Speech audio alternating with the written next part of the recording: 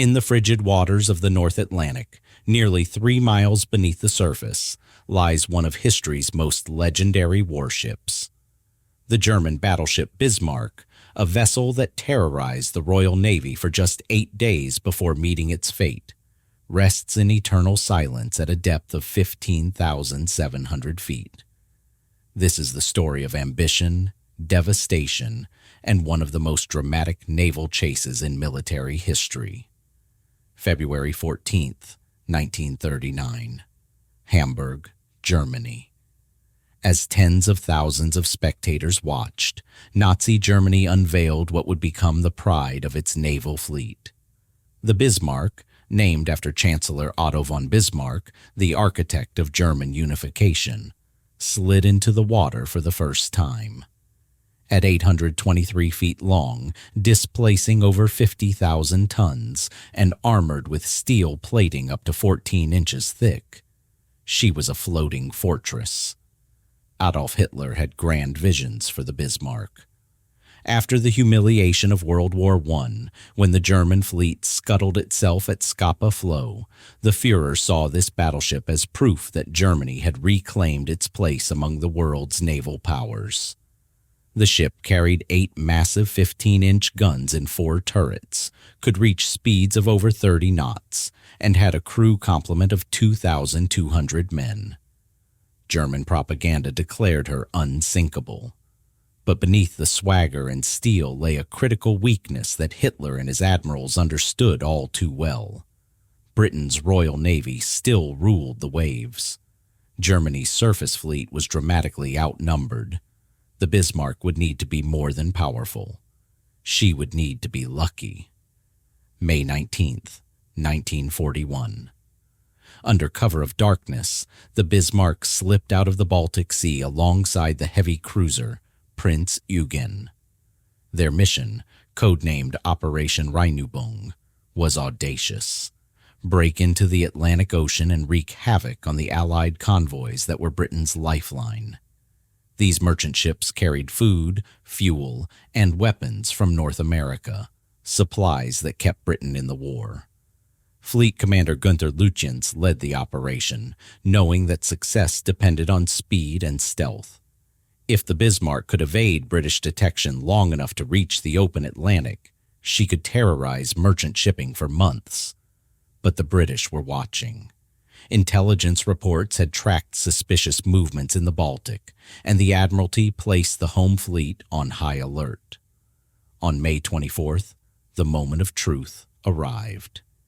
In the Denmark Strait between Iceland and Greenland, the Bismarck encountered 2 British warships, the new battleship HMS Prince of Wales and the pride of the Royal Navy, the battlecruiser HMS Hood. The Hood was a legend. Launched in 1918, she was Britain's largest and most famous warship. But age and design compromises had left her vulnerable. When the 2 fleets opened fire at a range of 14 miles, what followed shocked the world. At 6 a.m., shells screamed through the icy air at over 1,000 miles per hour. For 4 minutes, the combatants traded thundering salvos. Then, disaster struck. A German shell from the Bismarck tore through the Hood's deck armor and detonated deep inside the ship's ammunition magazine. A massive explosion erupted, launching a column of fire 600 feet into the air. Sailors aboard the Prince of Wales watched in horror as the Hood buckled, broke in two, and disappeared beneath the waves in less than 3 minutes. Of the Hood's 1,421 crew members, only 3 survived. It was the Royal Navy's greatest single-ship loss of life in history. The psychological impact was devastating. If the mighty Hood could be destroyed so quickly, what hope did merchant convoys have? But the Bismarck hadn't escaped unscathed. Shells from the Prince of Wales had damaged the battleship's fuel tanks and flooded a boiler room. Oil leaked into the sea, leaving a telltale trail. Captain Ernst Lindemann and Admiral Lütjens made a fateful decision: abort the mission and head for occupied France for repairs. Britain responded with fury. Prime Minister Winston Churchill issued a simple order to the Admiralty: sink the Bismarck. Virtually every available British warship was mobilized for the hunt. For 30 hours, the Bismarck evaded her pursuers. British forces searched desperately, following the oil slick, deploying reconnaissance aircraft. Then, on May 26th, a Catalina flying boat spotted the German battleship 700 miles from the French coast. She was almost home. The British had one last chance. Aircraft carrier HMS Royal launched waves of Fairey Swordfish torpedo bombers, outdated biplanes that looked like relics from World War I. In rough seas and fading light, these slow, fabric-covered aircraft attacked the massive battleship.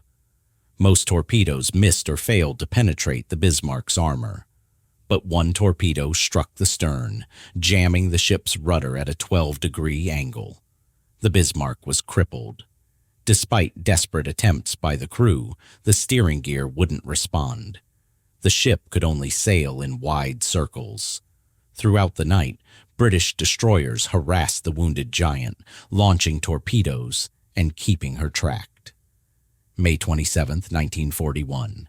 Shortly before 9 a.m., British battleships HMS King George V and HMS Rodney, accompanied by heavy cruisers HMS Dorsetshire and HMS Norfolk, closed in for the kill.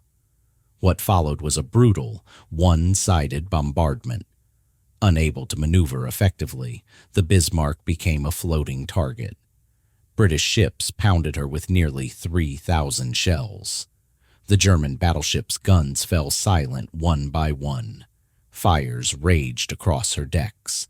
Yet remarkably, she stayed afloat. British commanders later acknowledged that their gunfire, while devastating, couldn't penetrate the Bismarck's armored citadel deep in the hull. Faced with inevitable capture, the German crew made a final decision. They opened the sea valves, deliberately flooding the ship's compartments to scuttle her. At 10:39 a.m., the Bismarck rolled over and slipped beneath the Atlantic waves. Of the ship's 2,200 crew, British warships managed to rescue only 110 survivors before a U-boat alarm forced them to abandon the search. Nearly 2,100 German sailors perished. Among them were Admiral Lütjens and Captain Lindemann. For 48 years, the Bismarck's final resting place remained a mystery. Then, in June 1989, renowned oceanographer Dr. Robert Ballard, fresh from his discovery of the Titanic, located the wreck. What Ballard found was remarkable. The Bismarck rests upright on the slope of an extinct underwater volcano, embedded in mud up to her waterline. Despite spending decades under crushing pressure and corrosive salt water, the wreck is extraordinarily well preserved. The massive gun turrets remain in place, teak decking is still visible in undamaged areas, and even paint can be seen on some surfaces. Ballard's examination revealed crucial evidence about the ship's final moments. The absence of internal implosion suggested the compartments had been flooded before sinking, supporting survivor accounts of deliberate scuttling. 8 shell holes were found above the waterline, but the armored citadel remained intact, testament to German engineering. The stern had separated from the main hull, likely torn away when the ship struck the sea floor after a nearly 3-mile descent. A debris field surrounds the wreck, scattered with pieces of the foremast, mainmast, funnel, and other equipment.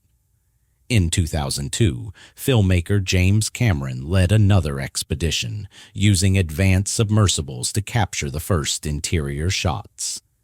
His investigation confirmed that while British gunfire had caused catastrophic damage, the final sinking resulted from the crew's scuttling efforts. Today, the wreck of the Bismarck is protected under international law as a war grave. The German government prohibits unauthorized exploration and artifact recovery, honoring the 2,100 sailors who rest with their ship. The Bismarck story is one of hubris and tragedy, A vessel designed to dominate the seas survived only 8 days of active service. Her destruction of the Hood shocked Britain, but her own sinking demonstrated that even the mightiest battleship was vulnerable to aircraft, a lesson that would reshape naval warfare forever. 3 miles beneath the Atlantic, the Bismarck serves as a memorial to those who served aboard her and a reminder that in war, there are no unsinkable ships, only those that haven't sunk yet.